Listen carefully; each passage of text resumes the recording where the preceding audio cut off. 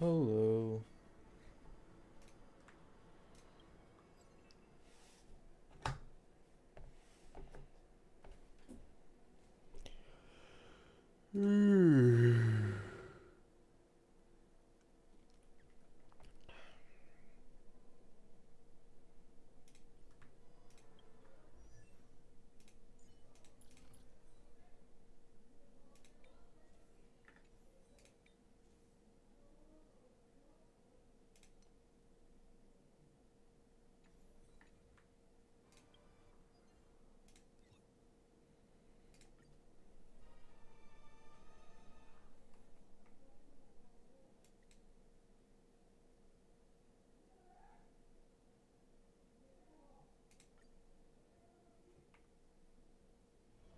Don't worry. As long as we're together, we can do anything. Light up the dark. Yeah, I've seen her animation. Mountains roar, krakens rise. Earth shatters, heaven trembles. Soaring above the lands. This is permanent. I choose you. Stars, shine for the heroes. Memories waiting to be woken up by a shooting star. Remember me with love. May world-bearing ignite the dawn. Don't blink. May you fulfill love's promise with me. Thank you for defending her as Kit. I mean, Soaring above the lands. This is permanent. We can do people just usually get it confused when they're talking about like how bad a character is, that won't work, and they're usually actually referring to the team as a whole.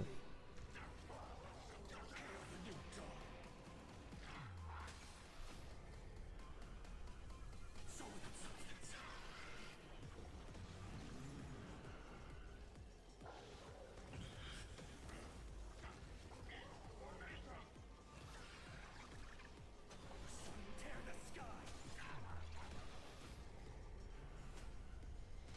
Is getting E2 Evernight better than Himiko SPE 0? If you already have Evernight's full team, then yeah, I'm pretty sure. Quench the flames of blood. Is that all?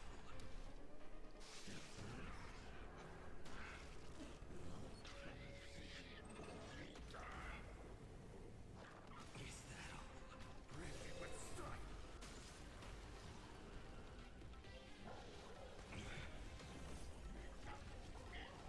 Hail the new dawn.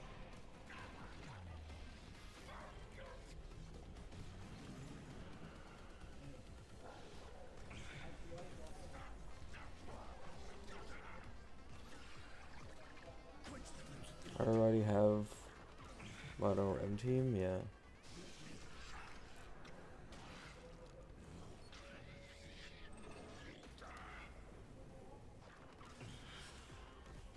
Her agony.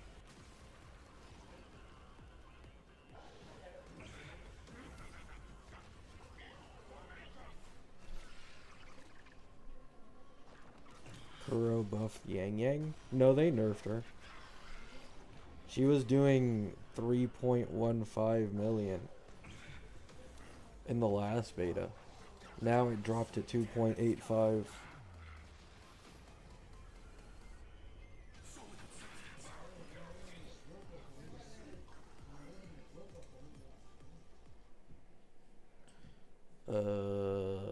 I don't think Evanescia cares about speed that much. Does she? Why is this marked as a good substat?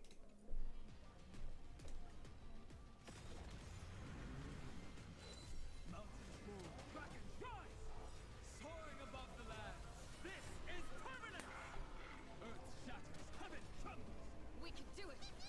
Flowers, bloom for tomorrow. Memories waiting to be woken up by a shooting star. She have speed convert? I don't think so. I'm pretty sure that's a Silver Wolf thing. Like the dawn. Don't blink. May you fulfill love's promise with me. More speed, more aha. It just isn't significant enough to care about it though. This is permanent! We can do anything!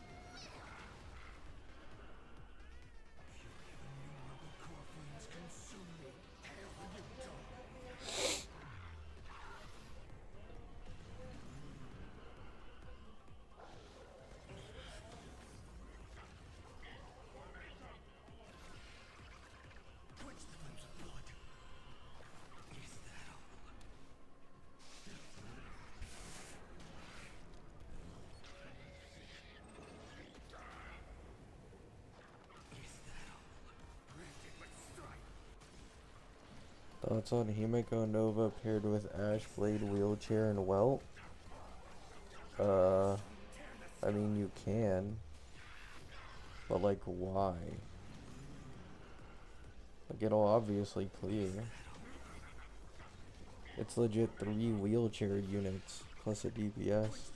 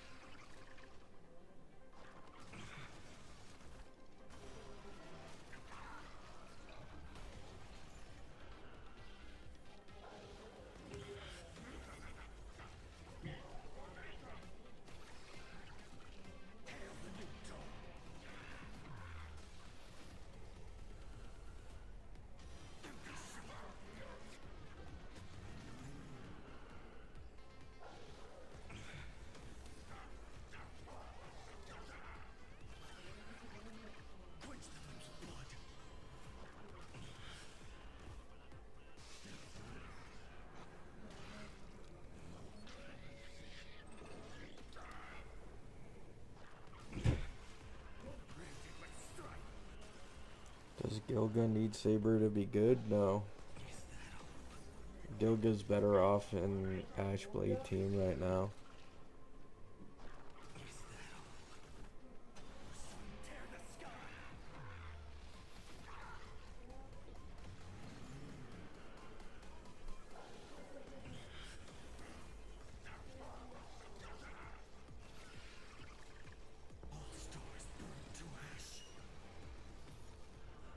What's up? Nothing much.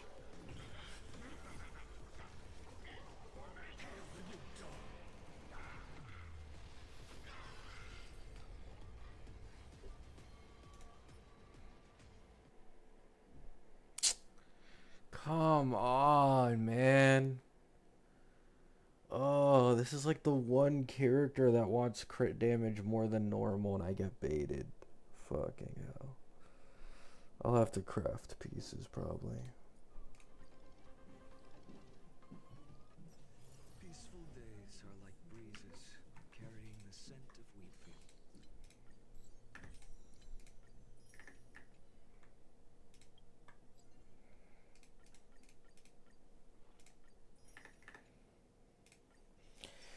Oh, I couldn't get E2 Blade.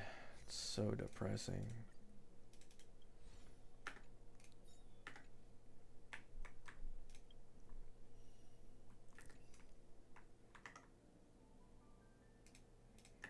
Black screen for a little bit.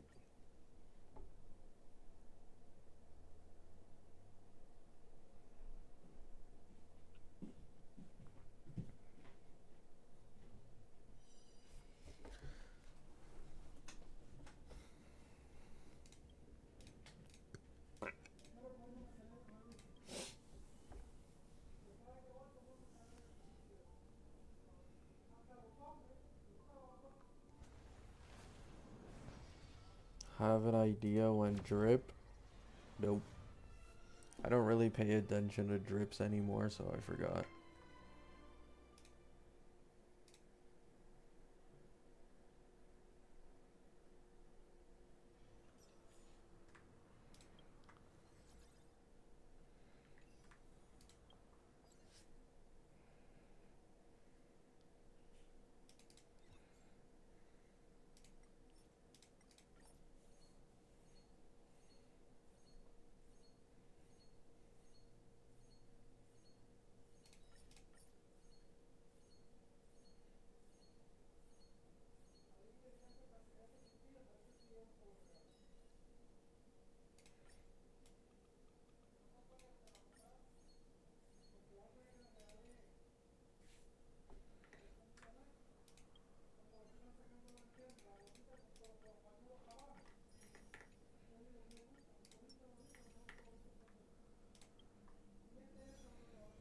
Nice. 92 pulls.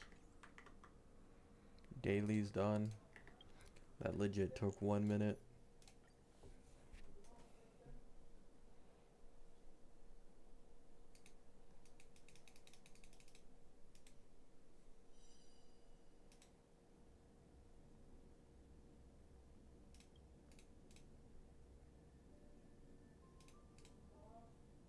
Hello.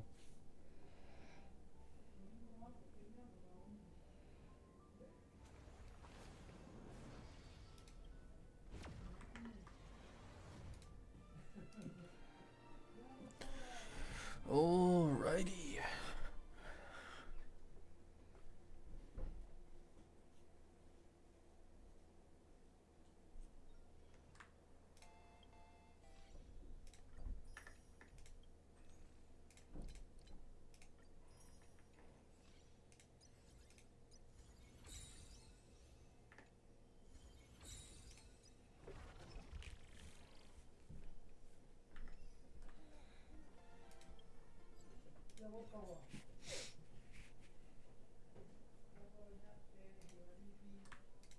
My God.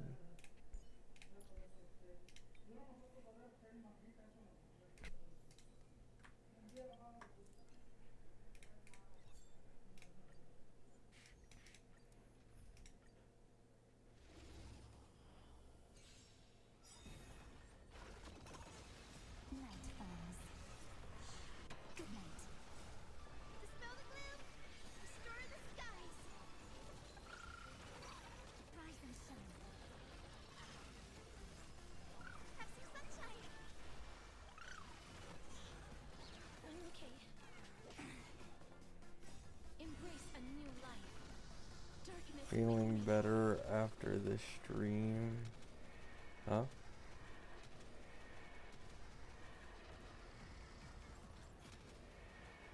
May death protect us. Don't leave it with us. Dispel the gloom. Restore the skies. Ouch. Do it! Have some fun. Embrace a new life. Return to dust.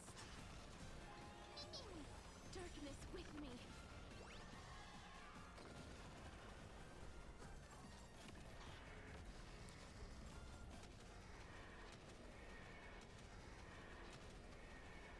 May death protect us.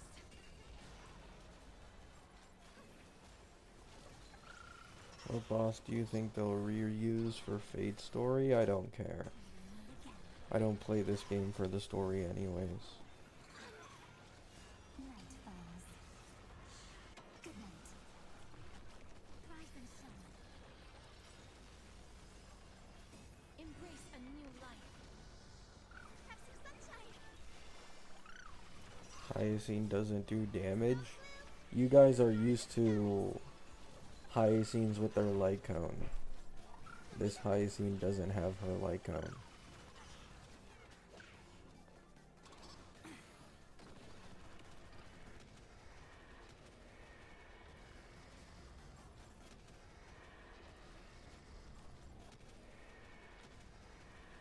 May death protect us.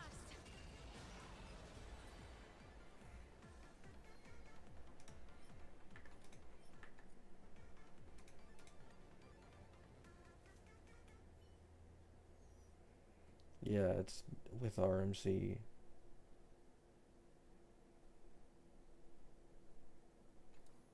She's not getting buffed by an AoE buffer.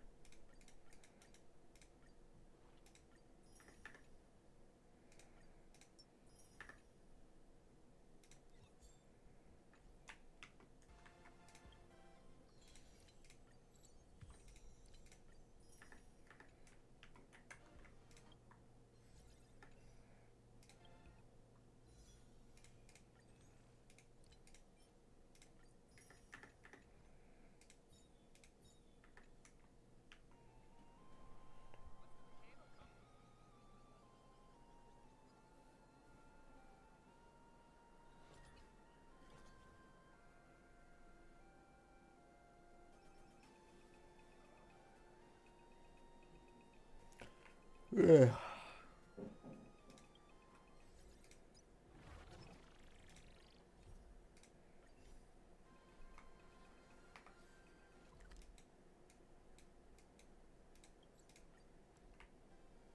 Station! Passengers exiting, please use your tickets to pass through the gates in an orderly manner. Please be mindful of your personal belongings. Thank you. Password.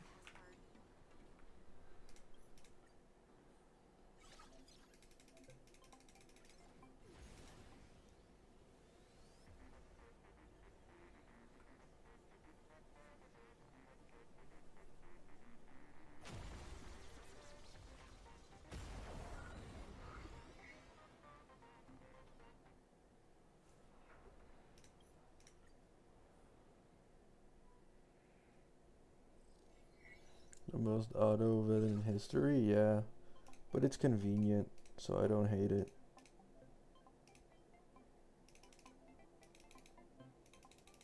Makes my life easier.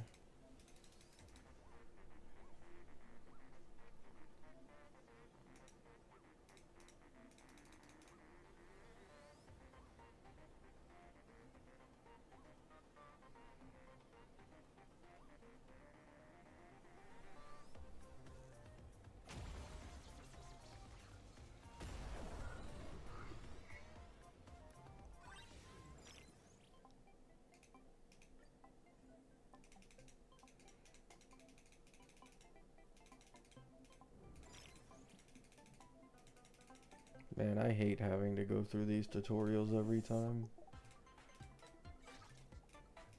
Like, it's incredibly obvious what you're supposed to do even without the tutorial.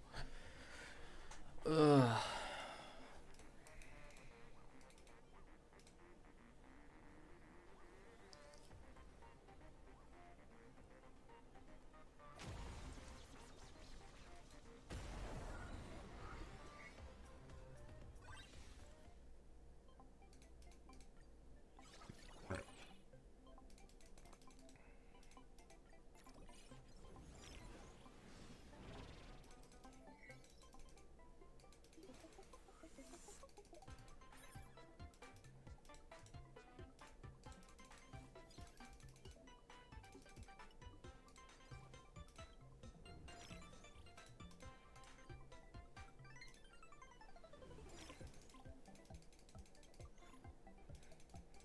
I mean, at least the music is a banger. Feels like I'm playing one of those Mario racing games.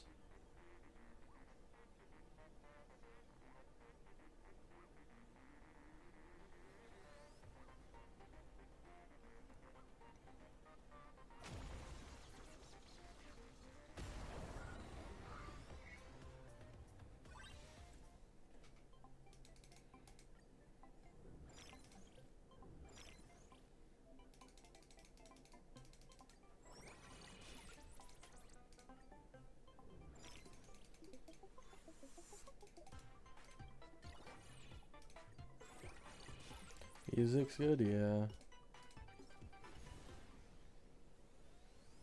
2,000 shield? A bit much, no?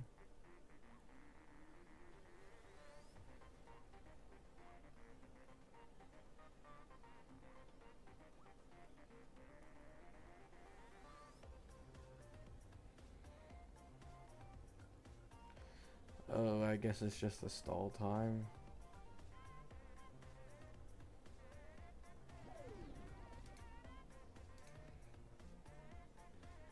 Oh, I'm supposed to lose.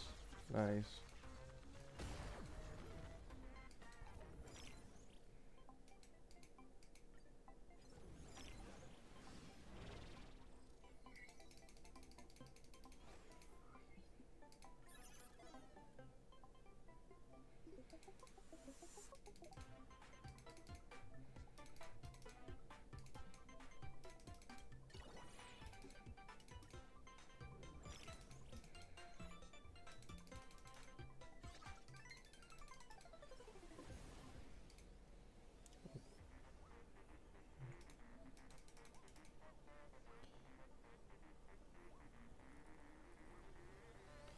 I love how people cope this planet would be garbage after that forced delay.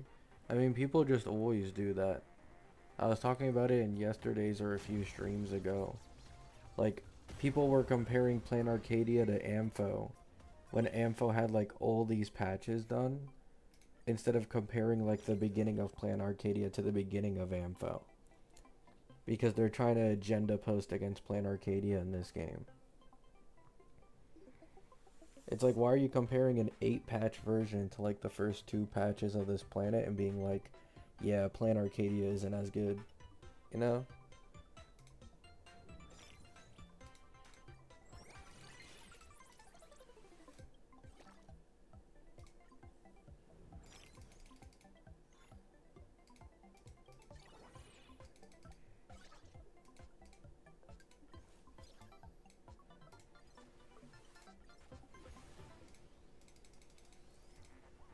Oh yeah. Like the beginning of Ampho had like severe pacing issues and dialogue issues that a lot of people didn't fuck with. On top of that, I don't remember which of the 2 patches it is, but like half of the length is basically just solving like door puzzles. Shit was pretty bad.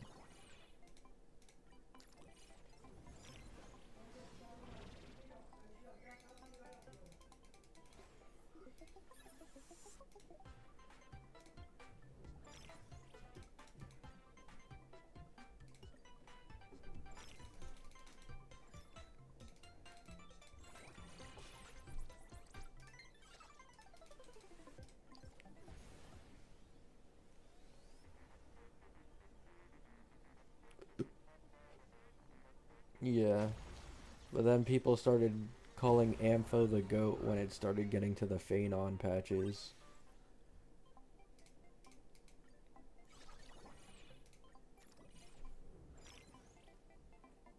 To be honest, the same thing is happening now. People at first were like, oh, Plan Arcadia first 2 patches feels kind of dry. And now that it's nearing like Himiko's patch, they're all starting to realize like it's a little bit more hype. Assault Pramod is coming out and stuff. So now they're already getting on the hype train.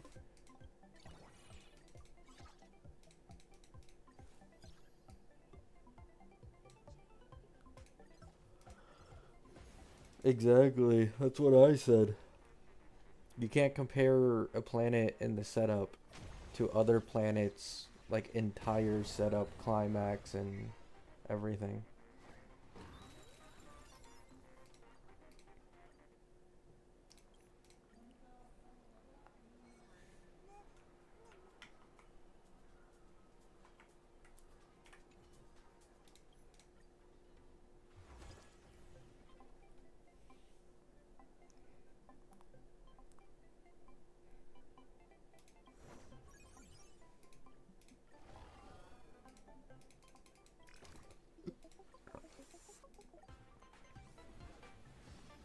I mean, they introduced the skip button like midway through V3. So a lot of people won't have the issues that people originally had at the beginning of Ampho, because they can just skip the dialogue.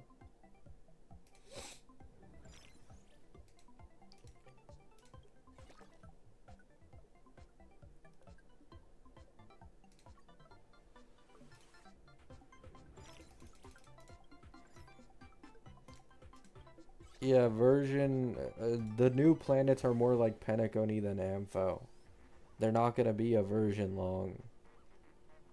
As far as I understand it, the storyline is still going to be like interconnected, but it's 2 different planets. So Astropolis will be the planet for likely 4.5 to 4.7. And then 4.8 is apparently like a special Ampho patch, according to what's it called? The leakers.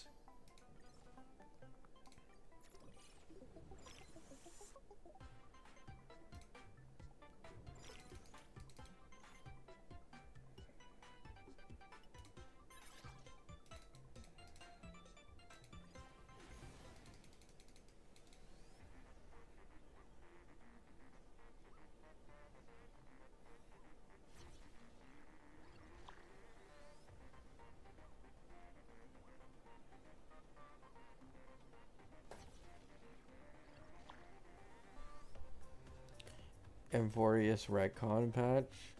Nah.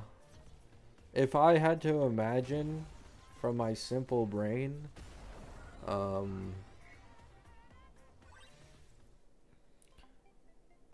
MC is probably gonna be able to get his wish with Aha, and then he's gonna revive Ampho probably.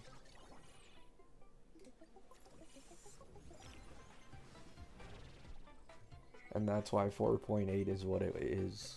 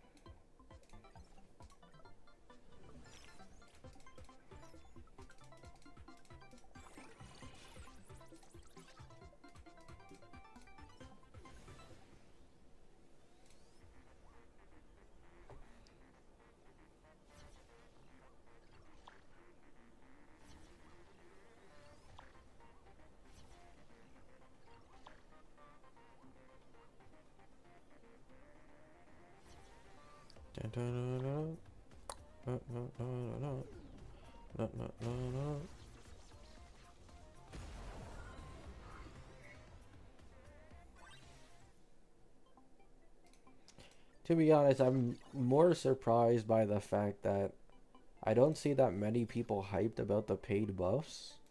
I mean, obviously we don't know what paid exactly means, but they should be like late V4, and we're starting to get close. It was Acheron, Dill, and Jing Yuan who supposedly have these buffs.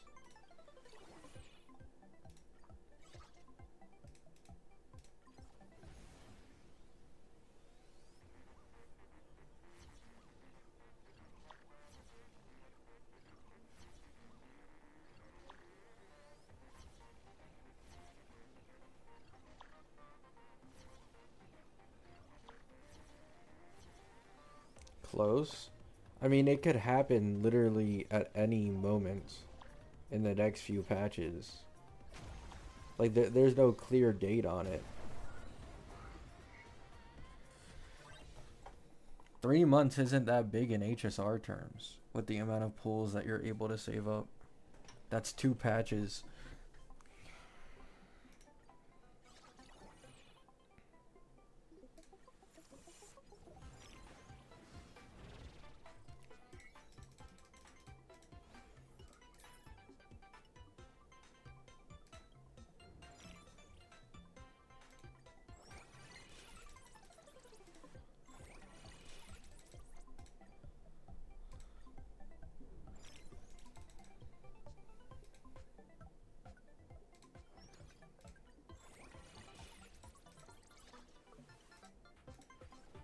How many pulls was this blade patch? Like 90 plus.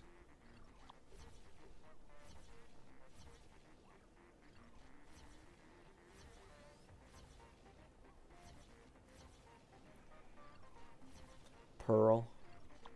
Nobody knows if there's a second character, but Pearl is 4.6.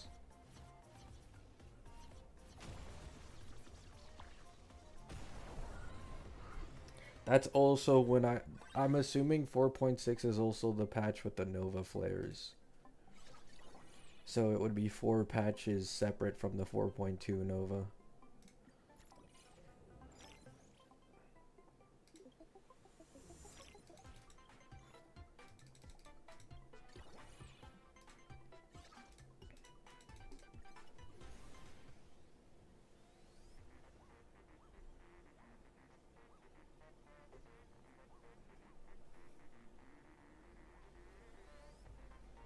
The other Elation character was EMC.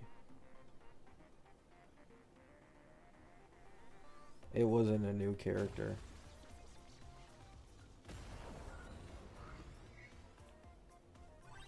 It's supposed to be the same as RMC, who got a upgrade to his kit when it was like close to Cyrene's patch.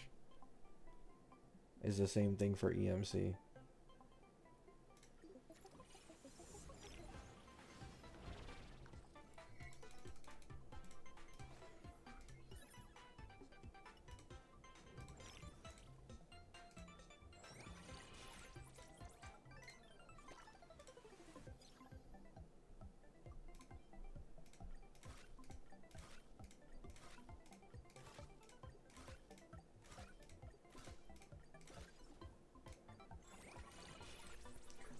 happen to know how strong E2 Rin will be for an Archer team? It's kind of straightforward, though. I mean, it's a 30% original damage increase, meaning you do 30% more damage exactly.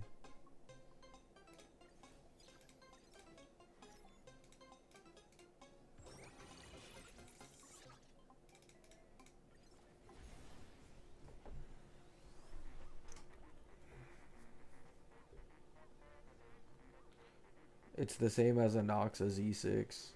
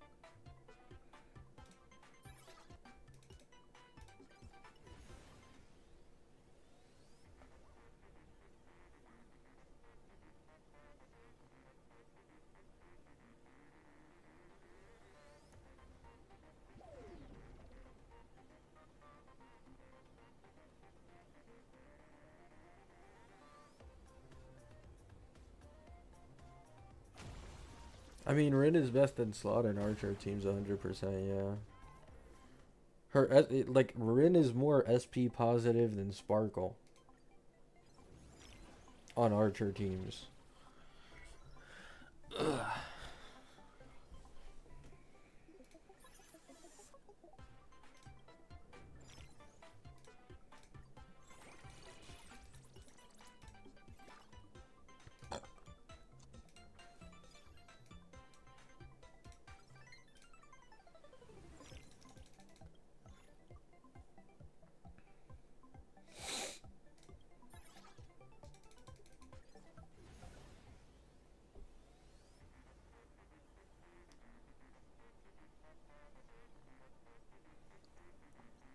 Any hope for Saber Gilga synergy buff? No.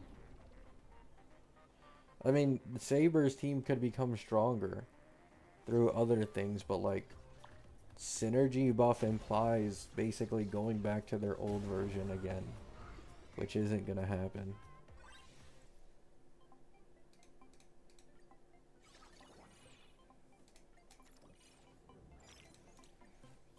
Like, they still have an infinite ult loop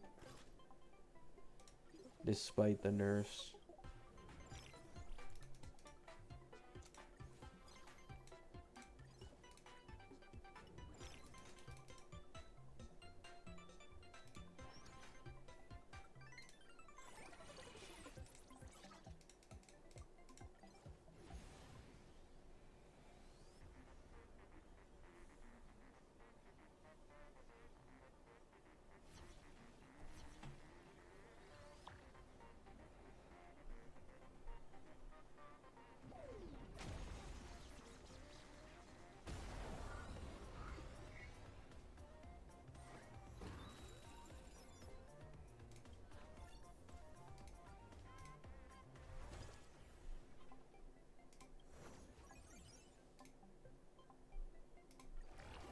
How are they still infinite looping? E6 Saber, E2 Gilgamesh, and E2 Emblade. Or sorry, E6 Gilgamesh and E2 Emblade. Because the attack frequency is so high, Gilga gets self-action advances, Emblade gets so many attacks off with Eagle and ults off that he ends up going back to 0 AV, and Saber keeps getting free turns because of everyone ult spamming and getting her own ult back. And then RMC gets energy.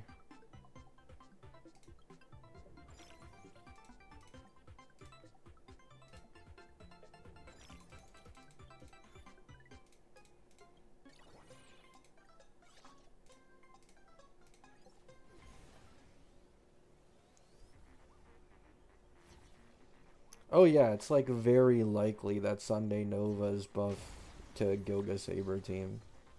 The same way Sparkle Nova was a buff towards Archer. All they have to do is make a majority of his buffs team-wide the same as Sparkle. And obviously the normal Nova stuff. And he'd be best in slot over Emblade probably.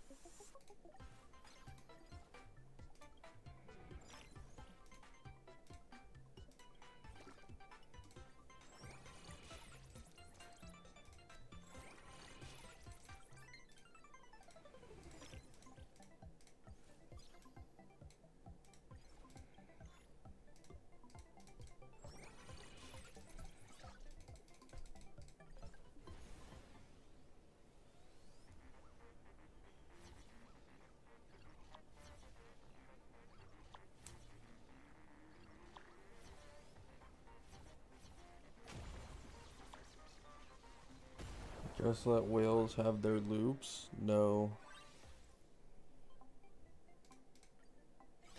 With that mindset, people would have been able to do the Saber Gilga loop at like 5 cost. It's not even a whale thing anymore. If they went back to the old version.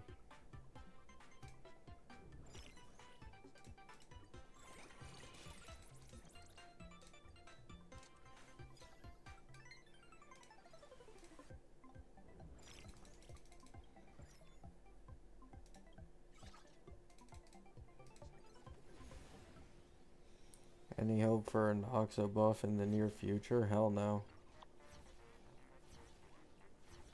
Not in the near future.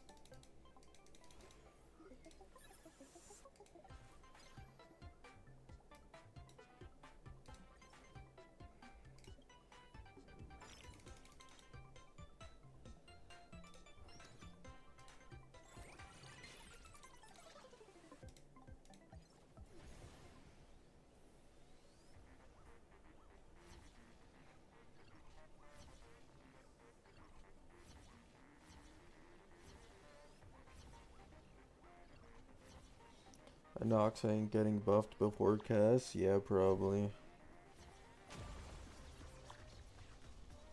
The most likely DPS buff out of the Amphorius units is Phanon first.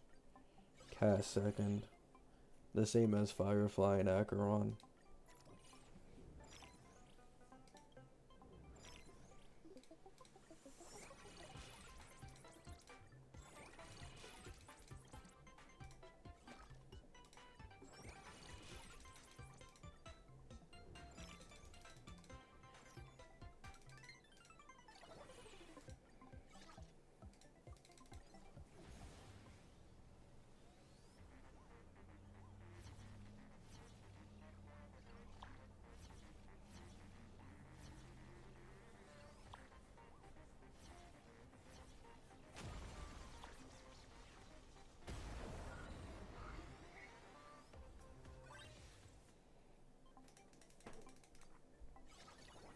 Man, even if this is an auto thing, it's so unnecessarily long.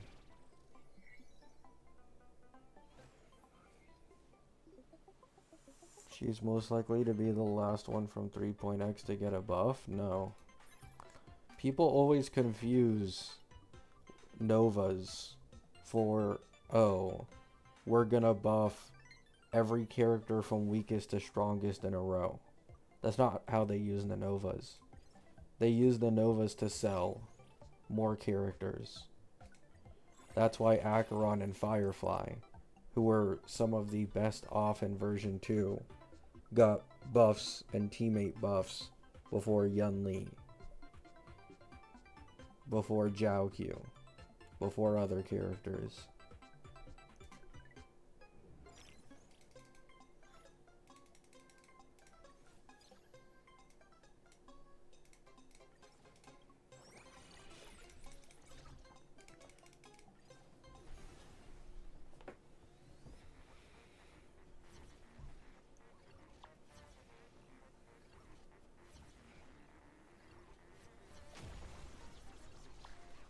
If they don't add a new support for her, what to sell? Who told you they wouldn't make a new support for her? Hello? They made a new support for both Acheron and Firefly. You think they aren't gonna make one for Cassie? For whatever reason?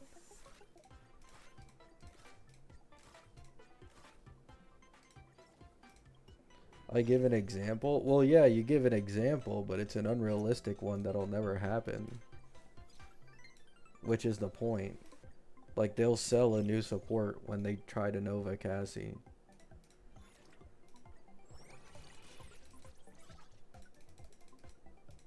And then they'll make money off it.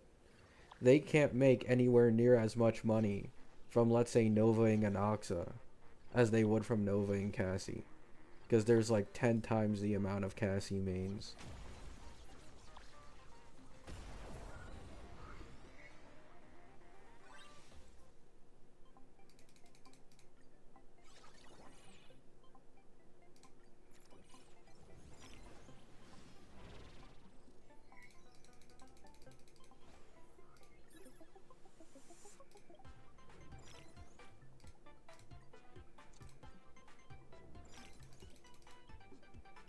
Yeah, money is the incentive for Nova flares. Even Zhao Q.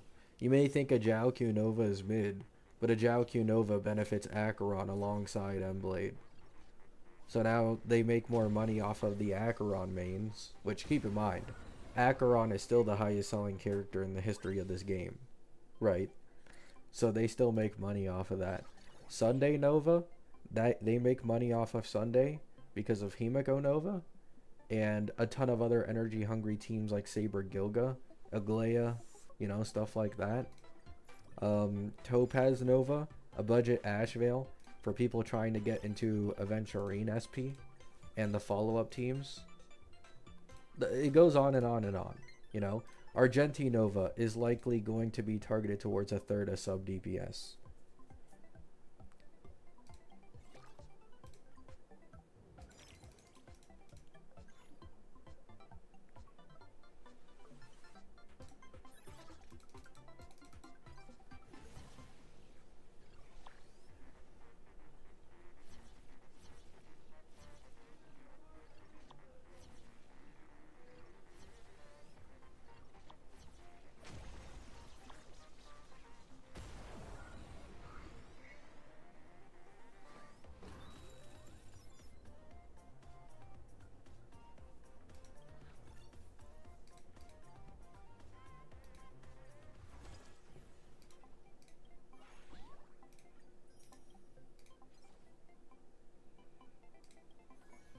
I'll do the rest another time.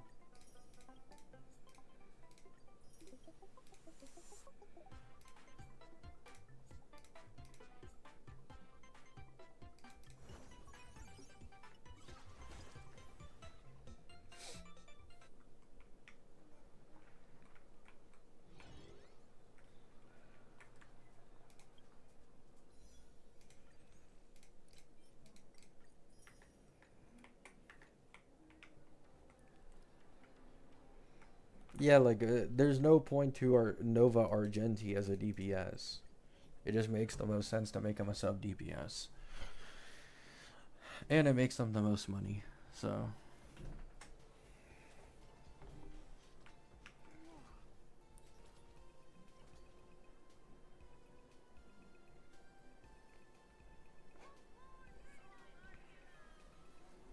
Wanna try the latest drink in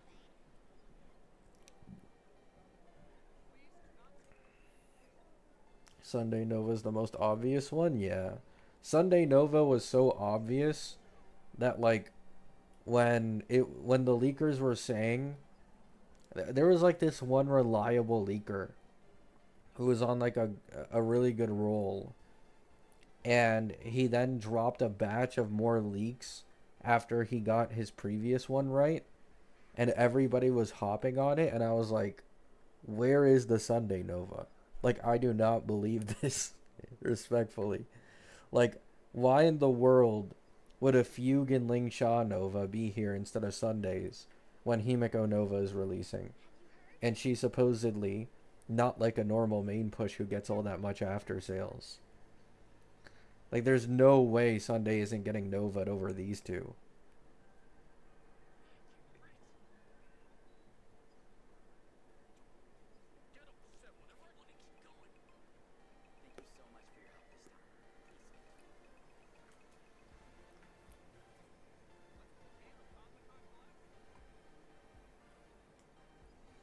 That's why Seal for me is the weirdest Nova.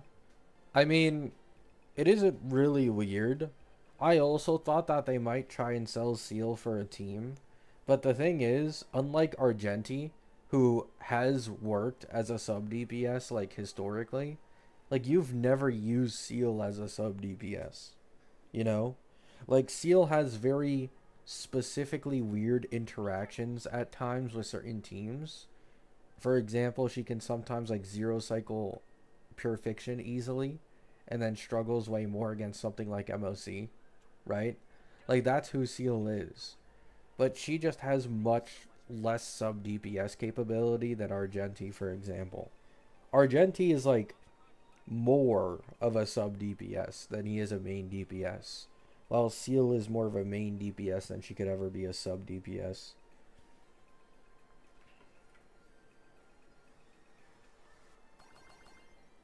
Have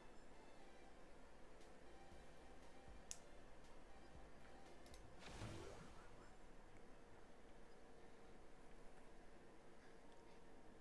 heard? Reach out to people for like I mean, I don't think 3.x Novas are coming until version 5. So there's no point in really thinking about that right now. Like, if anything, it's likely that the last Novas of this version is the next batch. If it's in like 4.6, like I think.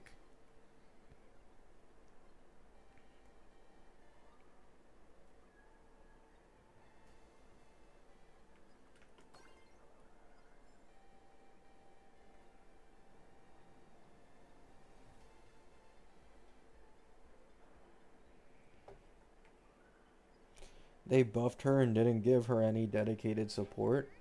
I mean, characters getting Nova and not getting a dedicated support is normal if you're not that important, though.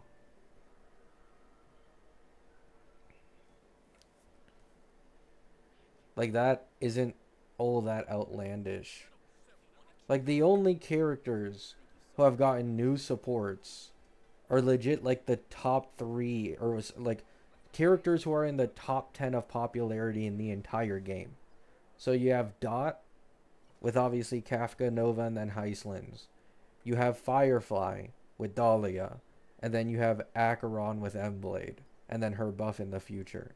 But these are 3 of like the characters from HSR in terms of popularity. Seal isn't like anywhere near on that level. She was the first character to release, but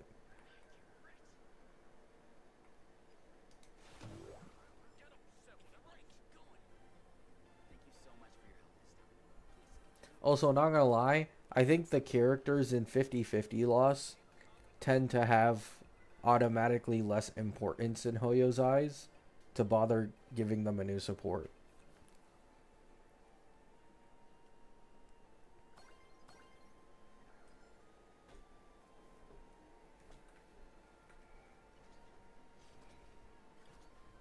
As much as I want Third to revive, I don't know how our Gen-T sub DPS would be on the level of a Noxa sub. I mean, if you can't even imagine something that easy, your imagination has to be a little, you know, grim. Like, it is so incredibly easy. He's like the guy who gets ult the easiest in the entire game. All you need to do is up his damage, give him any type of sub DPS capability in terms of buffing, and you're also able to maybe like give a bit more energy to Herta even outside of attacks, and bam, he's automatically better than a Noxa.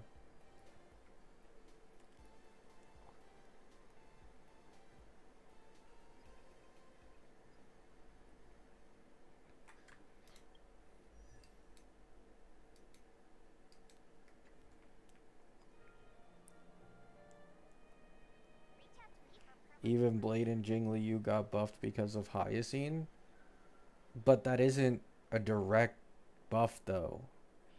That's just, oh, you're HP scaling now, so you're best in slot with the new 8. Like, Seal also can use, so like this is like saying that M-Blade is like a dedicated support for most of this game's teams when he clearly isn't, but just because he's so strong he is, you know?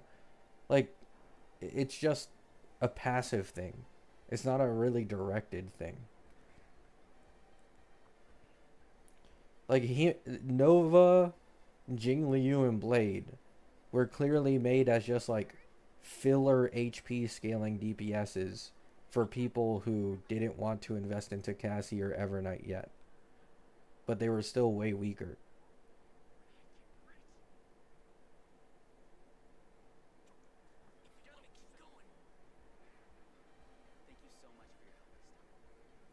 Would that be able to loop? I don't know.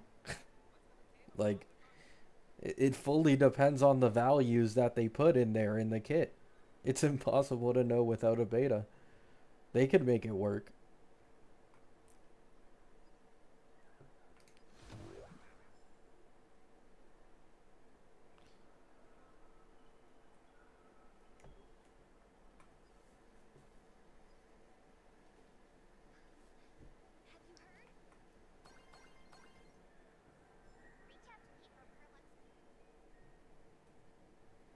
They changed them to HP scaling for the Hyacine synergy? Yes, but like, dude, they aren't dedicated supports. Like, this is the point. Like, there's an astronomical difference between, oh, Yun Li got buffed by M-Blade. You know? Fei Xiao, like, Fei Xiao getting M-Blade in Ashvale is more reminiscent of what happened with Nova, Blade, and Jingliu. Like, Blade is much more targeted towards his own version of follow-up in Acheron than it is Fei Xiao. And it's the same thing here. Like, there's a vast, vast difference between this support is being made with you in mind and this support is not being made with you in mind at all. You're just leeching off of someone else.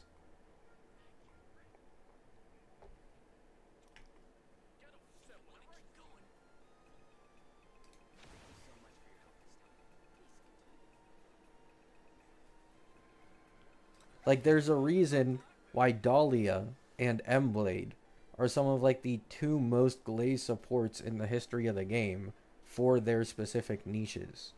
You know? For their DPS.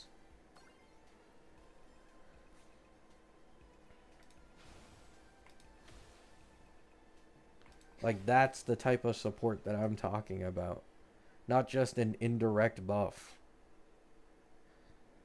Otherwise, you end up with things like Cyrene and a Cassie team, where she already can get replaced by M-Blade.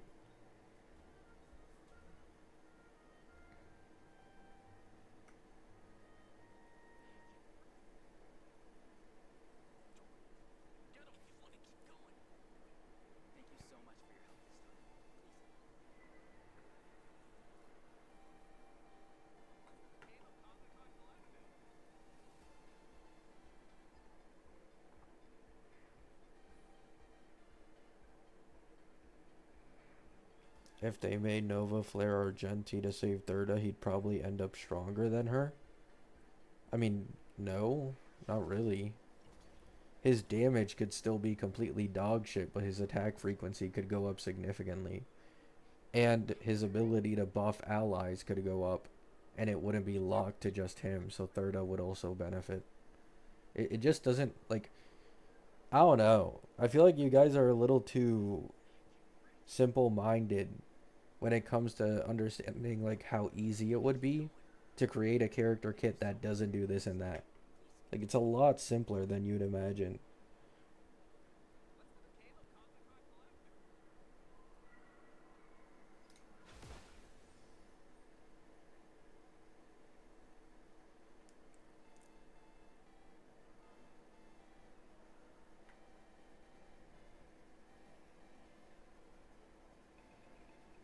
Like, to be honest, literally the last thing that Herda needs to begin with is a quote-unquote buff through a sub DPS doing as much if not more damage on the team.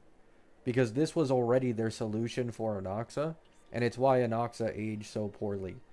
They just relied on Inoxa's ability to do damage in single target for Thirda teams, instead of actually being a synergistic sub DPS, and that's why Inoxa is clowned.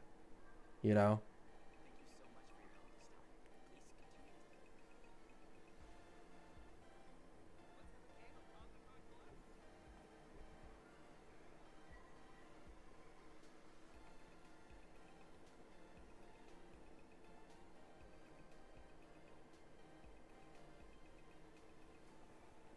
My point is that every single unit, every single Nova has a unit that is dedicated.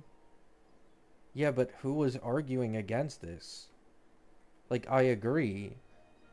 But you were trying to push the agenda of who is Argenti Nova for if he's not a DPS. When it's clear that his Nova can be intended for Thirda.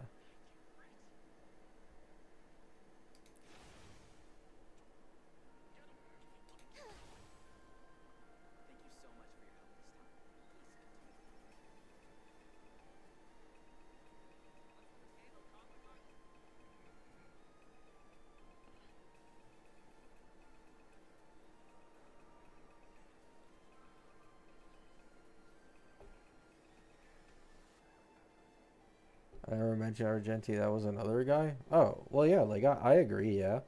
Every single Nova is made with a specific character in mind.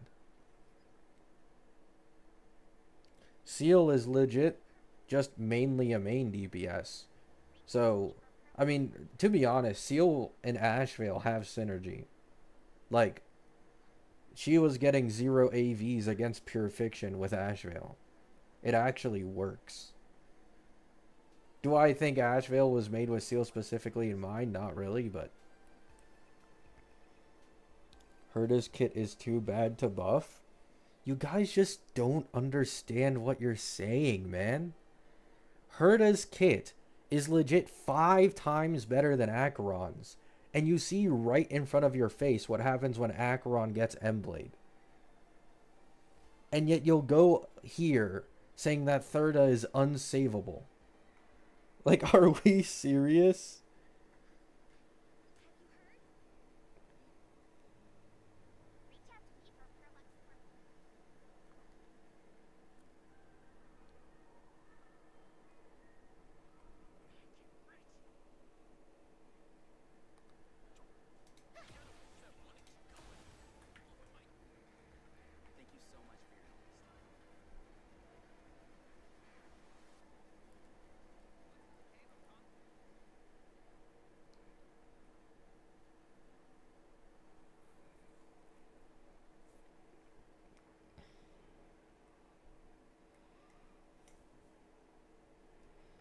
We can make a character that more or less says Thirda does 500% more damage.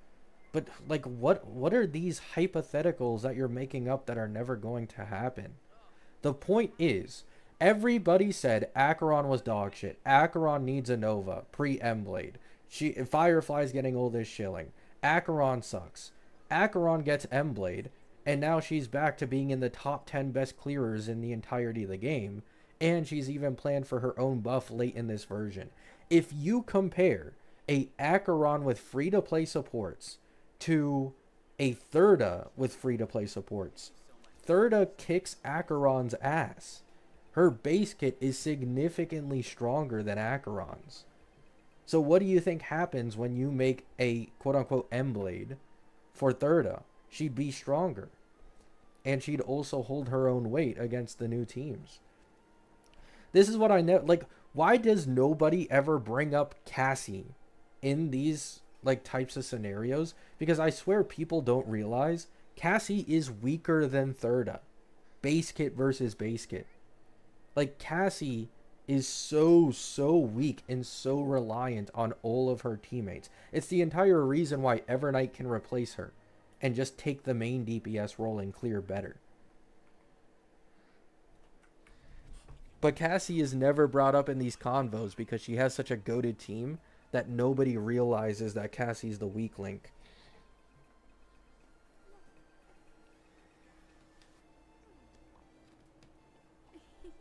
It's squishy.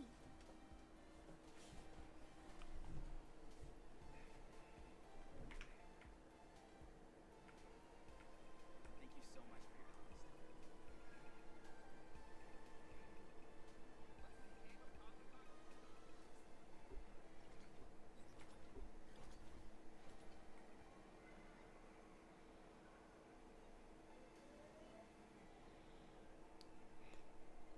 Acheron relies on teammates more than Thurda just because she came out earlier than her. I mean, yeah, but that still doesn't change the fact that Thurda's kit is better than Acheron's. That's all I'm saying. And if you can buff Acheron with one teammate to go from feeling like complete dog shit to a top 10 DPS, what would stop Herda from getting the same treatment? Like, it's not this impossible mission that someone needs to make up that's never going to happen. Like, there's a higher chance it happens than that it doesn't, you know?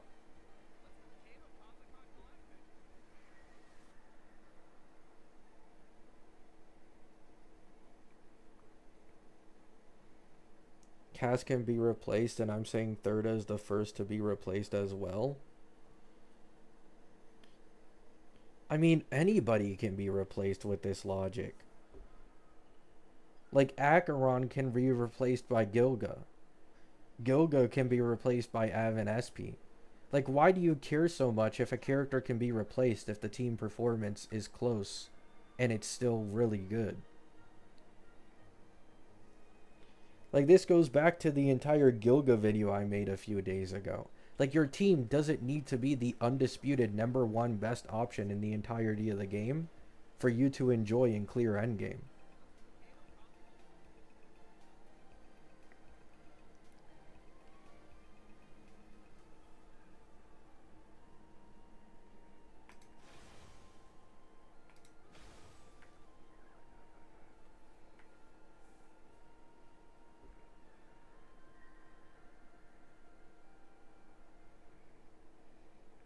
People should try Firefly without Dahlia. I mean, I already proved that.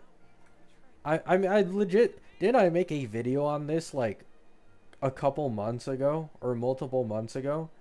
When people were trying to tell me about, like, oh, Firefly is completely fine without Dahlia. And then my Firefly without Dahlia ended up bricking. And my Cassie without any of her teammates cleared in, like, 1 or 2 cycles. You know? Because people were trying to make the argument that, oh, Firefly's reliant on her teammates, Cassie's the same. And I kept trying to explain why there's a huge difference between the version power levels. Like, Firefly without Dahlia was a brick. No exaggeration, was a brick.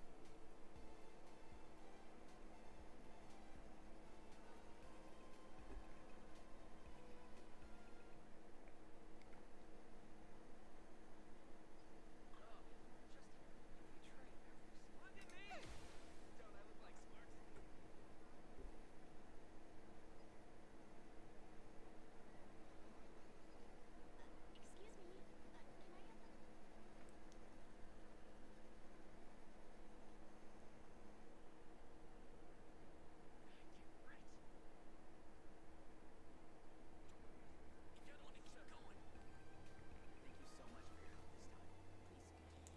I guess because maximizing the Herda's abilities is harder than Acheron's?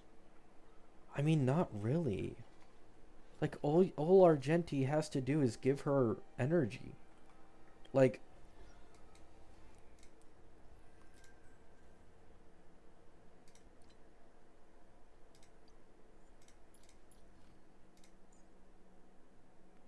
when enemy targets enter combat, regenerate 2 energy for self. Give Herda this. Give Herda this buff. You know, obviously everything here is gonna get a massive overhaul.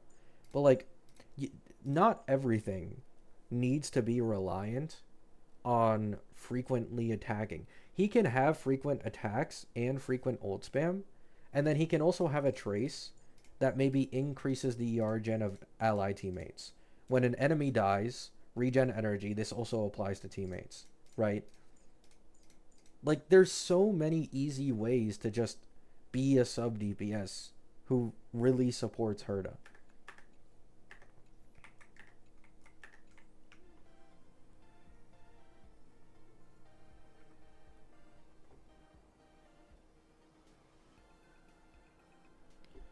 Like, this is legit how Rin's kit is built. And how, like, Gilga's kit is built to be synergistic with Saber.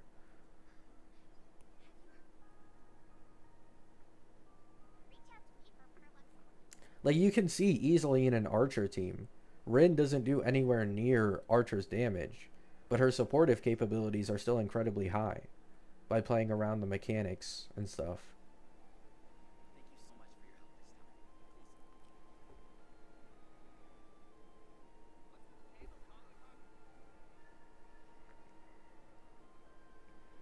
Who would you say has the best kit in the game right now? Emblade.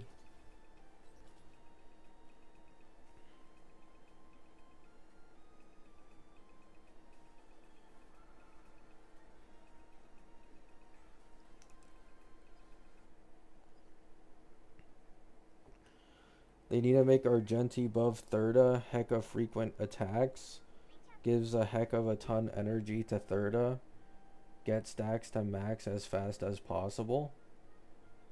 I mean, E2 Thirda, like, they're not going to diminish the value of E2 Thirda. Like, you're still going to have to deal with not being able to get max stacks every single time. He doesn't need to frequently attack, like, fucking E2 Fei Xiao and her best in slot Fua team. You know? Like, that isn't necessary. You need frequent attacks, a little bit of sub DPS damage. But what matters the absolute most is having inbuilt traces that buff either another Erudition character, instead of just saying Thirda, right? Any other Erudition character. They gain energy from this. They gain energy from that. It doesn't necessarily need to be him moving himself. You know? Like, this is my entire point. And the philosophy that this game has been pushing since Acheron. They have only been increasingly making characters better and better and better at being able to provide things for their teammates without actually taking action themselves, right? Thirda would massively benefit from something like this, and it would never lead to an infinite ult loop. Because it's not actually inbuilt from his attacks, it's just inside his kit on a trace.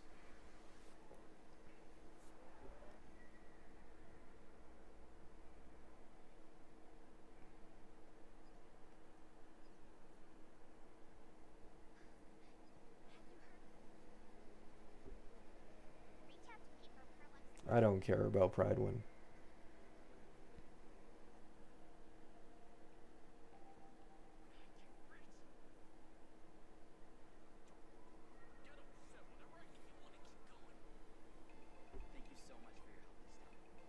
He gives energy buffs and frequently attacks. I mean, yeah, but this is the thing, like, people need to understand, these older characters are simpler.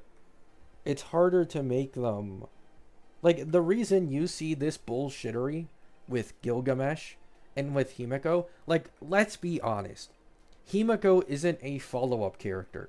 Why is her follow-up frequency higher than any follow-up character in the entirety of the game? You know? Like, why? Like, what the fuck what are we doing here? And then you have Gilga. Saber has fallen off so badly that they're trying their hardest to make a dedicated support for her. And so they have to make him this stupidly strong with synergy with her because she's that much of a lost cause, you know? But like, I don't think Argenti would get a Nova on the level of either of these two. Thirda would still go up significantly because she has a decent base kit. But like, I don't expect Argenti Nova to be M Blade for Acheron. You know, I should say that I did draw some comparisons, but I don't expect Argenti Nova to be M Blade for Acheron. Like, they'd probably wait a little longer if they were to make like a new support for Thirda. You know, or they just wait until she gets her buff, so then it's Herda buff plus Nova Argenti, and it kind of makes up for it. Because she's the always wife, yeah. Like, that was the first thing I noticed in Himiko's gameplay. It's not that it's bad gameplay. Genuinely, it looks fun, but I'm just so, like... You're making a Fua team in version 4 that has less attack frequency than a non-Fua character. You know? Like, a non-Fua character is beating the Fua team in terms of Fua frequency. I've never seen that in my life.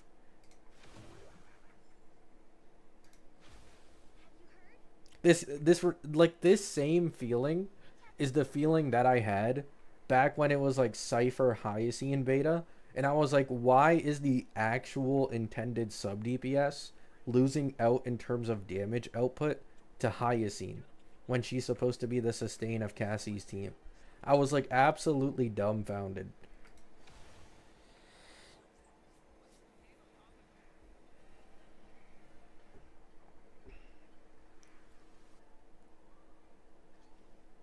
The Fua team not fully out to really make that argument. I mean, they can't make Avin have Fua frequency near the level of Himiko. Because if they do, they're going to get another infinite ult loop with E2 Blade. Like, at that point, you regenerate Ashvale's energy so fast, there would be no downtime by the time someone takes a turn. Then Ashvale does his ult. Then M-Blade gets his follow-up, 1 or 2 follow-ups from attack frequency. Then he ults again. Then Ashvale gets an ult again. Like, they need to be careful with the follow-up team's frequency because of M-Blade and Ashvale.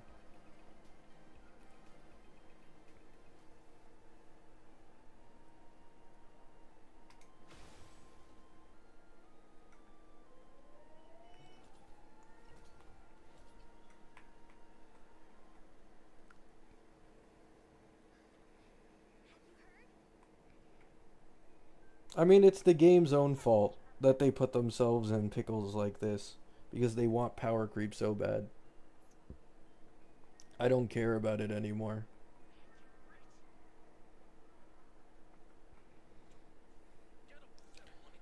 They're digging their own graves.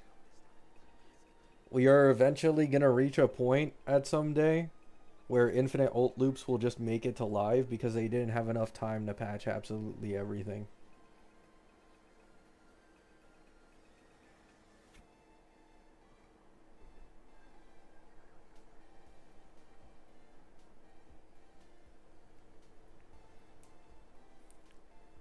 Maybe getting energy not on characters' turns was a mistake.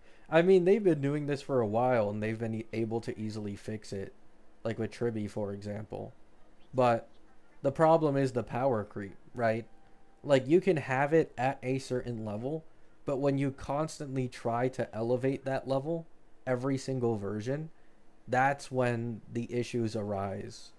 And you get things like infinite ult loops happening every single beta for every single character. You know, it's just inevitable at some point when you keep increasing how easy it is.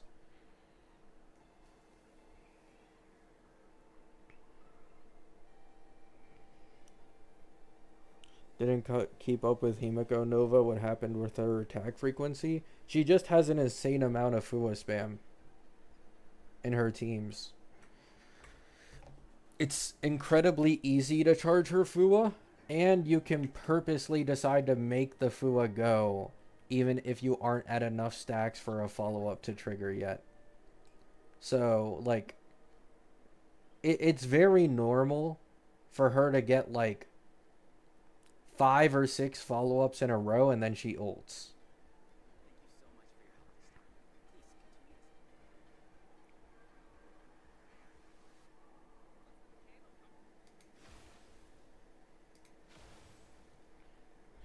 I think the fix to like any infinite ult loop is obviously like obvious.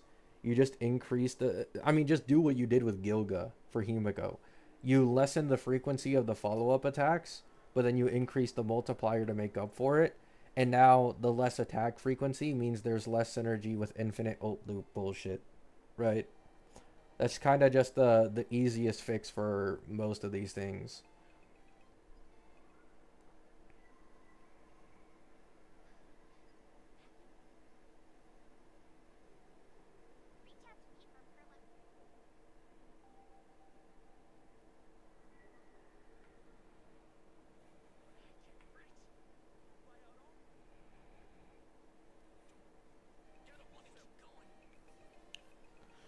If Himiko has so much attack frequency, can't you just pair her with Ashblade and it would work? I mean, you can pair anyone with Ashblade and it would work. But yeah, I'm pretty sure her infinite ult loop, or one of them, could use Emblade because of the attack frequency. Let's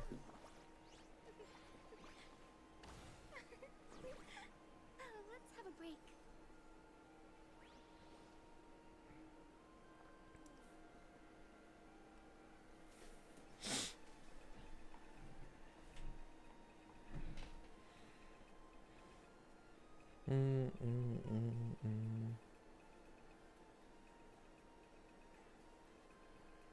Yeah. Like, the one known infinite ult loop that Himiko has on YouTube, the team is E2 Emblade, 4-star March 7th because of her attack frequency, and RMC because he passively gains energy. Let's have a break. Like, it's just obvious. The culprit at every single infinite ult loop these days is just Emblade.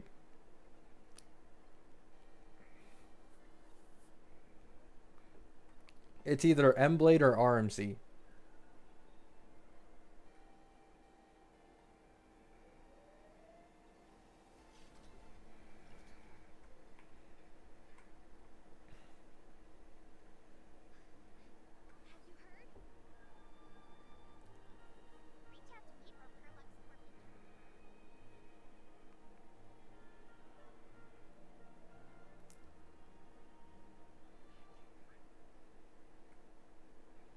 Well, yeah. There's a reason why I glazed Blade so hard.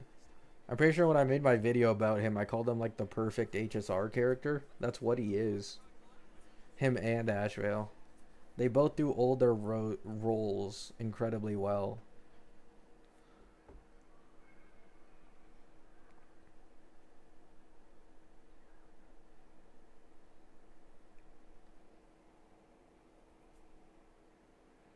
They didn't nerf Emblade hard enough.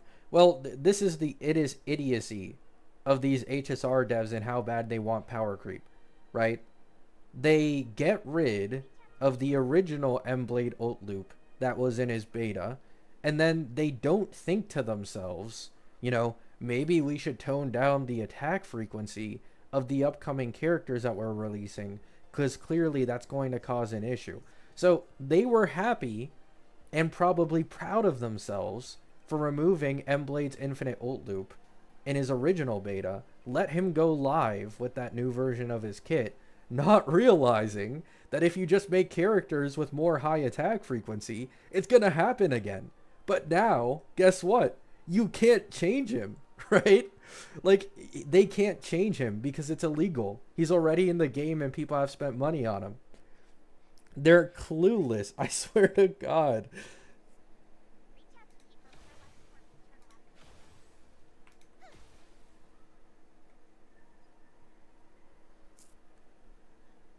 me, can I have the bill?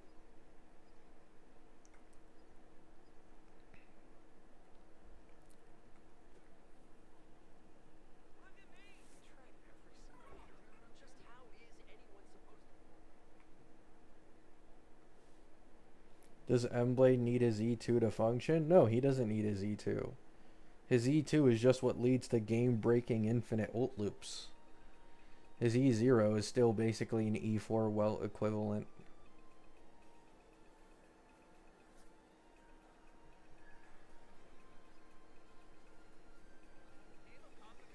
Yeah, they need to be careful with too much attack frequency in the future on any character, because it'll lead to M-Blade allowing them to do an infinite ult loop with Eagle.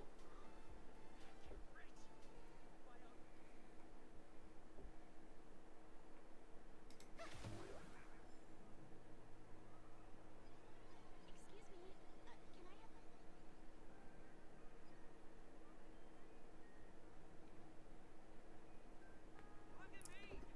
We train every just how is anyone?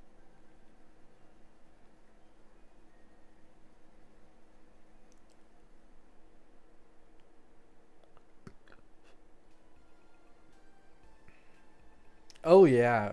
I actually heard that apparently the highest owned E6 character in Penacony was Avon.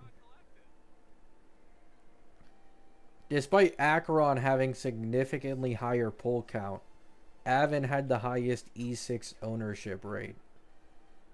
So, they're probably going to give Avon some love.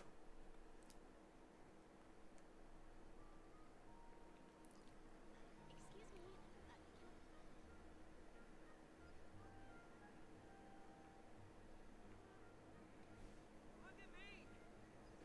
We train every just how is anyone? The thing that makes E2 Blade so strong is the fact that his own follow-up that he gets from his charges counts towards his charge. You know? That's what makes it so strong. So the E2 is actually like a bigger decrease than it looks.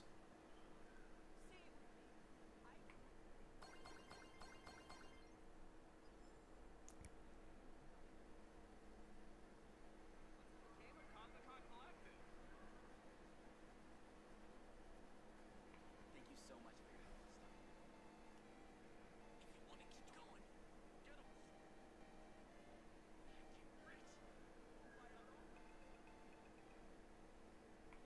'em. Avon owners are rich. I mean, I think it has less to do with rich. Obviously, a lot of people spend money for that. But it's also like people probably saved like crazy for Avon. You know? I think that's the main reason. Because there's no other explanation for like you have significantly less sales than Acheron but a higher E6 ownership rate. There must have been people that were basically able to get him like E2 or more, and then they just went the last, you know, stretch getting his E6.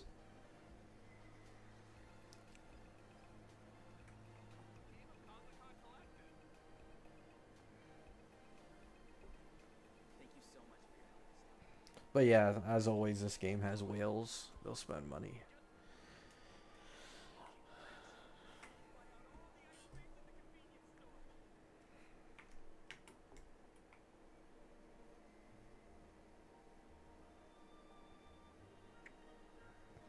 Is E0 Cyrene a good pick for the Mono Rem team to swap E1 Triby, or should I pick up M-Blade? I'd get M-Blade. Not only is M-Blade like competitive against Cyrene at like every investment, E2 and lower, but M-Blade has the value of being so much better outside of Mono Rem, which Cyrene doesn't really have. At least not anywhere near his level.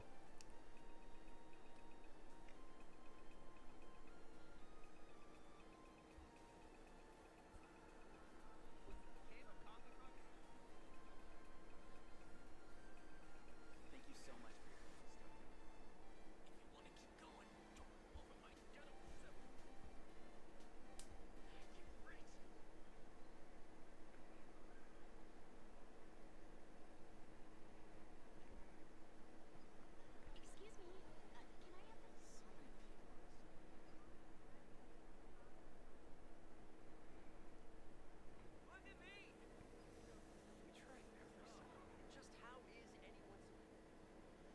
Should I go from E1 to E2 Evernight or replace Tribby for Cyrene E2 Evernight?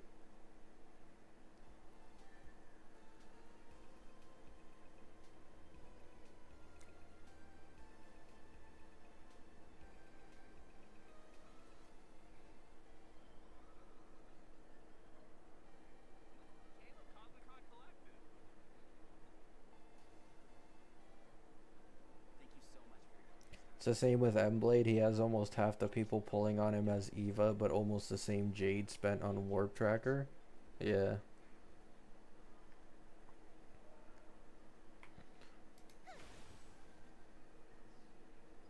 Excuse me. Can I have the bill? Ugh, I don't want to wait for the rerun, man. Fuck. So annoying. I got so like spoiled with good luck that I get mad when I get like normal luck and I lose a 50-50. I refuse to spend money though. At least not the amount I need to spend in order to guarantee him right now.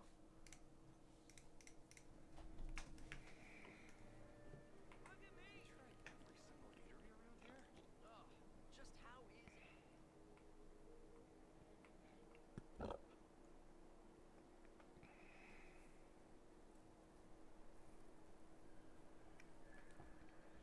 And blade pullers are going all in on his verticals. I mean, it wouldn't be surprising. He has good verticals.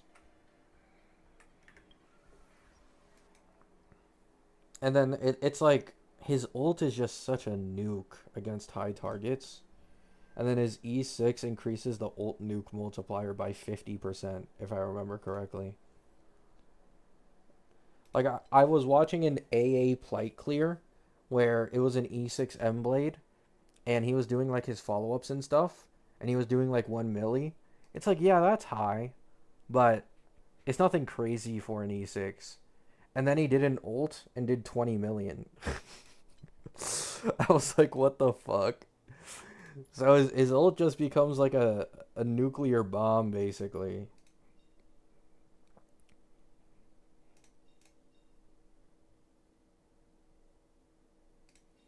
I mean, yeah, even his E4 isn't bad. Like, there are so many E4s in this game that have nearly no use. Increasing 50% more damage bonus isn't bad. He is already buffing a decent bit of damage bonus at this point, though. But it isn't bad. It's still useful.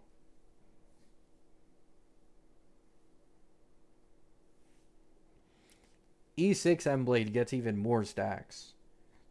Because every time he gets targeted, like when he gets hit, instead of generating 1 stack, he generates 2. I checked it out myself.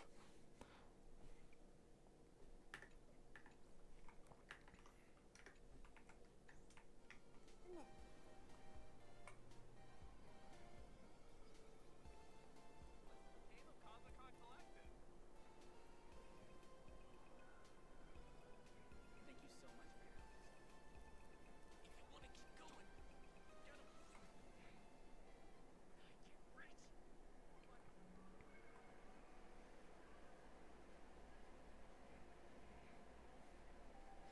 Why does Yang Yang SP have such a huge increase in DPR in comparison to Hiyuki? I mean, it's technically the same increase as Hiyuki versus Ameth. Ameth is at 2.2. Hiyuki's at 2.55. And then Yang Yang's at 2.85. They're both like 300k increases. But if you want my honest opinion, I don't know. Like, they went from Cart all the way to Ameth. The power level barely changed. The only thing that changed was that there was more Cart level DPSs. And now they've increased the ceiling twice.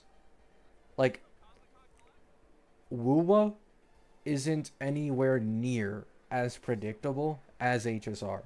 Like, I can't, for the life of me, understand any pattern that goes on over there.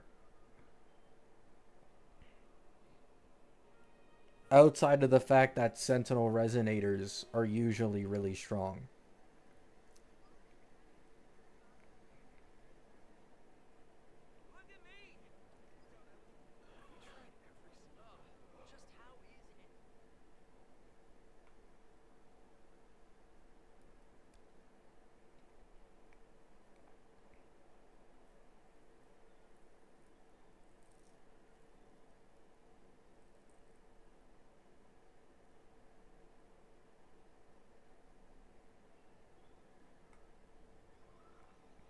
Anybody know when Asheville getting reran? Probably Evans patch. That would make the most sense.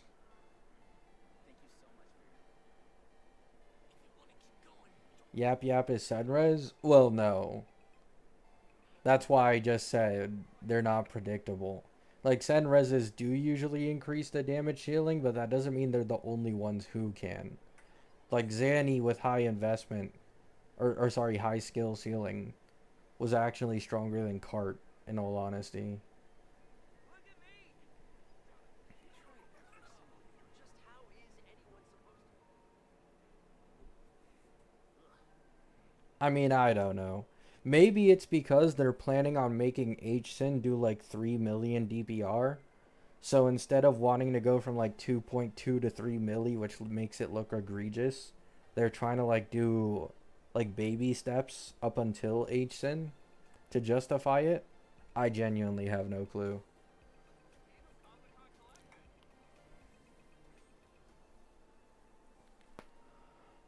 From what I've seen, Yang Yang is a bit of a Zanny situation, but like her rotation for the optimal damage is 10 times easier to learn than Zanny's.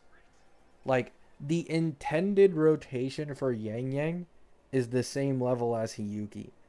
But if you just change it up a little bit, you end up with that 2.85 milli damage mark. So, I don't know. They might just justify it the same way they did with Zanny. That because it requires a little more skill, that means it's fine to have in the game. Zero clue.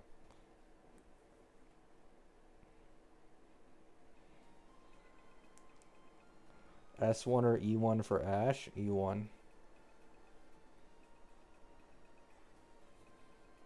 Although, to be fair, his S1 and E1 are like close, and his light cone is more easily attainable, but like, I mean, E1 is definitely stronger. Because his E1 averages out to 30% vulnerability, while his light cone is like 20%, and then it increases his own damage a bit.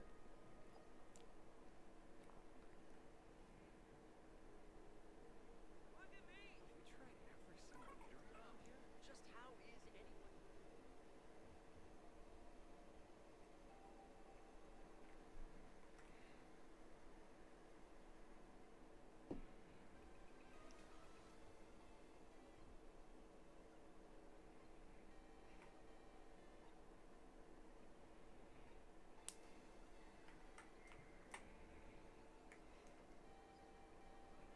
Sure, I guess.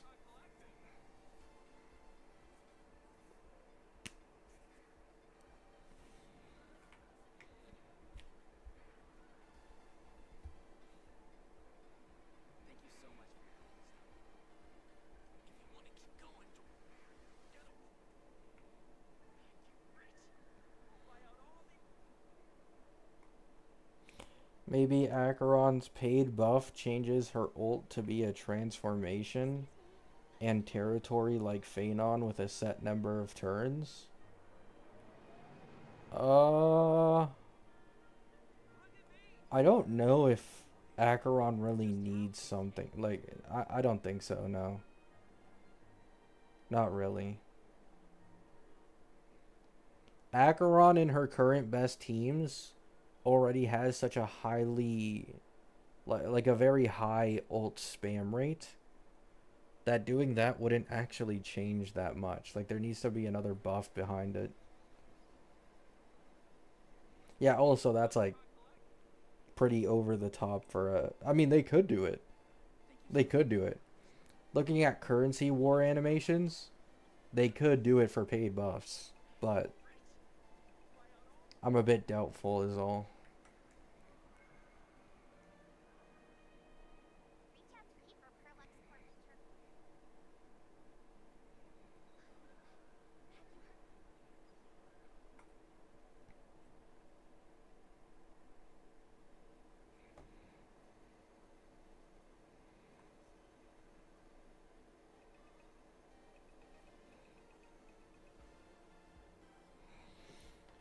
Imagine if Jingron gets 3 mil, Hsin 3.3. I just don't believe Wuwa would do that.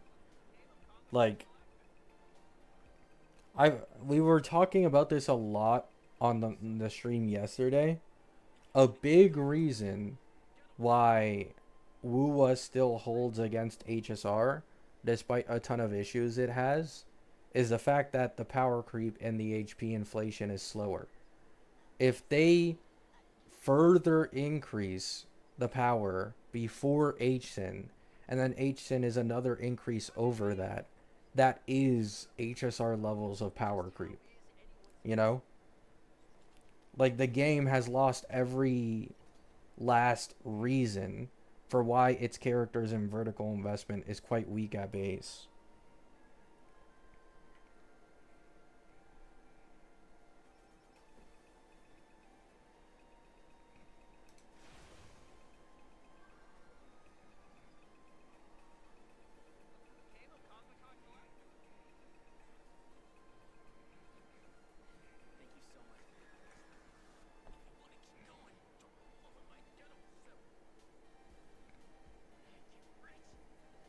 I think Jingron will probably be like Hiyuki level. Not gonna lie.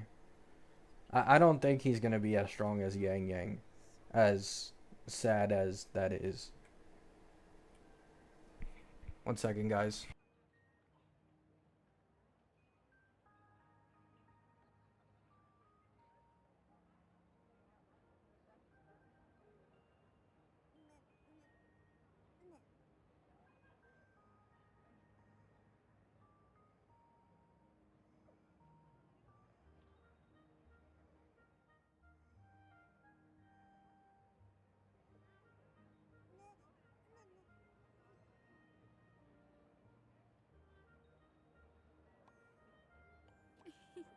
It's squishy.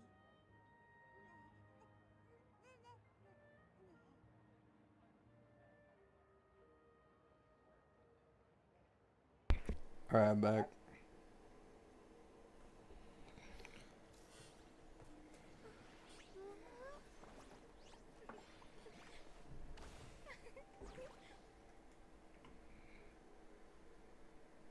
Look at me! We try every single. Oh, just how easy.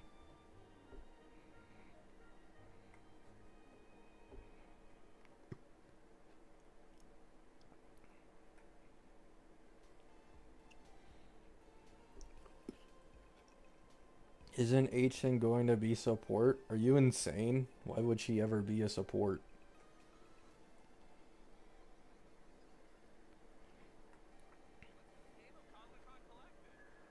She's leagued to be a DPS.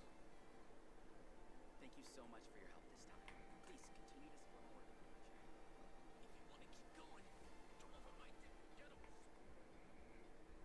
You ready? Fly out on. Excuse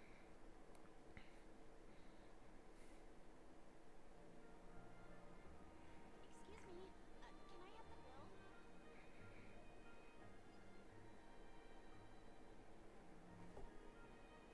Look at me! We try every single. Waiting for reruns is torture? Yeah.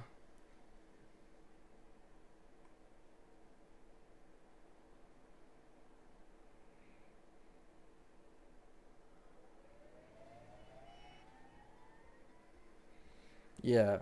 It's leaked that she's a DPS. And Suo Ming, similar to how, like, who is it? Like, is it Dania or Lucia who can support, like, two different things at once? Suo Ming should apparently be the same. One of Suo Ming's teams that she supports will be Hsin, and the other one will be Jing Ron's. Excuse me. Can I?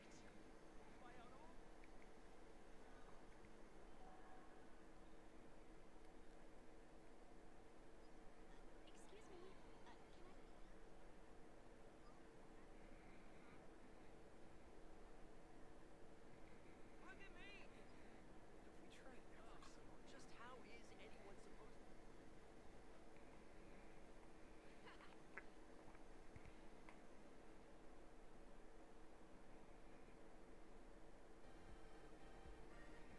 When will Wuwa get a new endgame? Why do you want, brother? You want another endgame after getting double pawns matrix? I mean, I respect it.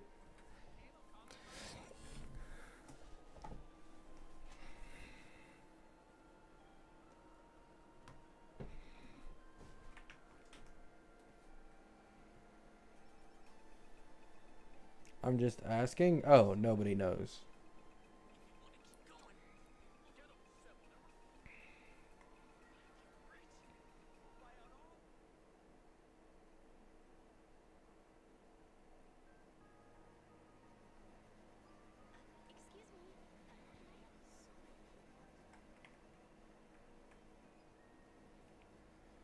Excuse me. Look at me! We try every simulator. Just how is anyone supposed to... I mean, Jing Ron will be strong. I just don't know if he's gonna be on Yang Yang's level. Like, I'd be happy if he was like on Yang Yang's level or even close to H-Sin. But I prefer to be more realistic with my expectations. I think he'll probably be Hiyuki level with his full team with Suoming at like 2.5.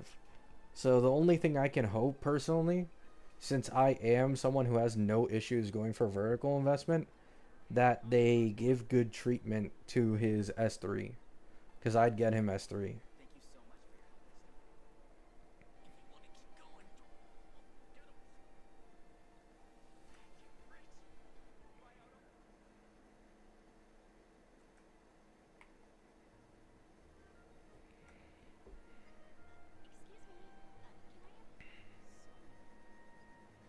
Jing Ron probably won't work with Gyuan.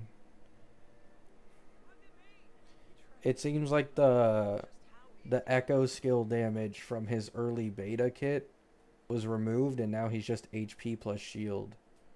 So there's not really any.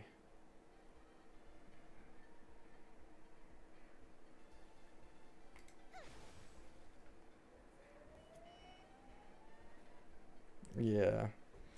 My guess is like his temporary best in slot would be with Yuno. And then Yuno would probably get replaced by Suoming later. Thank you so much for your help this time. If you want to keep going, get him. So expect people to be talking about how Kuro hates male characters when Jing Ron's doing like 2.3 milli without Suoming until Suoming releases. The male doom posting in any gacha. Look at me! Just how is anyone... Hello.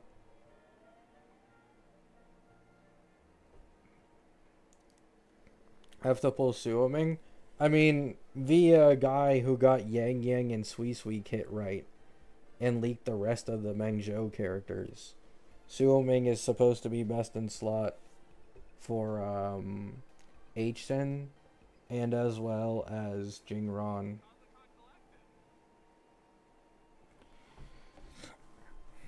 Suoming is third slot. I don't think there was anything that ever implied that she was a third slot.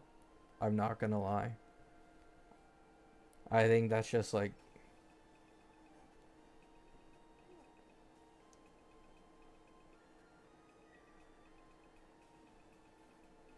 Yeah, like she doesn't have any healing leaked in her kit at all.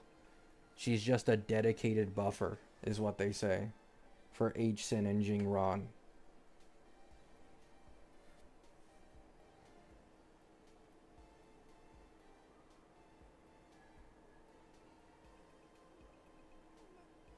That doesn't really sound like a third slot, I'm not gonna lie.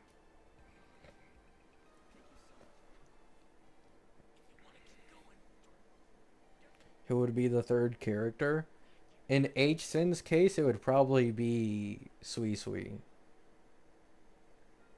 So it would be H-Sin plus Suoming plus Sui Sui. And then I don't know about Jing Ron. I don't know what third slot Jing Ron would use. Maybe you could use Yuno in the third slot. I don't know.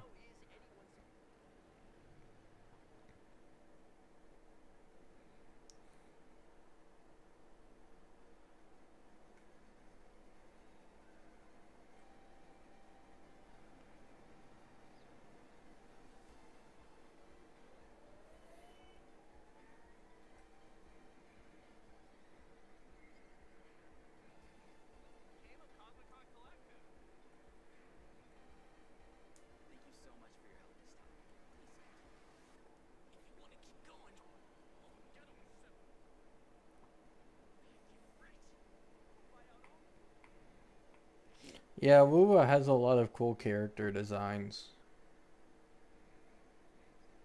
Excuse me, can I have the bill?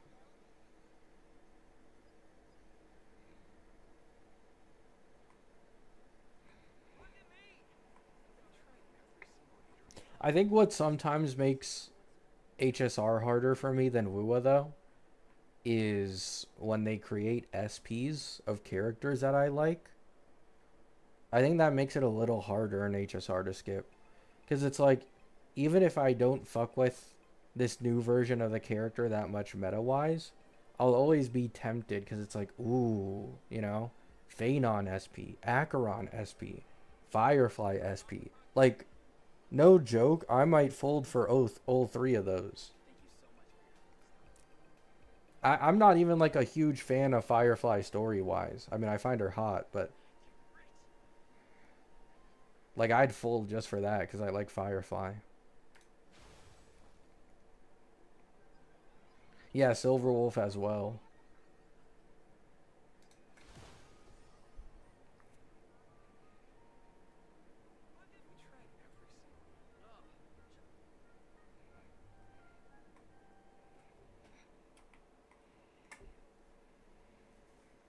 All right, chat. I'm gonna end the stream here. I gotta go. Oh, did I get a splinter? How? Well, whatever. I gotta go in like half an hour, so hope you all have a great day. Hope you all have a great night. Peace out.